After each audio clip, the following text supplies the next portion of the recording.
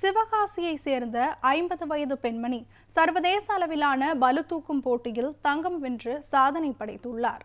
விருதுநகர் மாவட்டம் சிவகாசி நாரணாபுரம் கண்ணாநகரை சேர்ந்தவர் பாண்டிமாதேவி. 50 வயதான இவர் உணவியல் நிபுணராக வேலை பார்த்து வருகிறார். கடந்த நவம்பர் மாதம் 30ஆம் தேதி தாய்லாந்தில் நடைபெற்ற சர்வதேச அளவிலான பளு தூக்கும் போட்டியில் பங்கேற்றார்.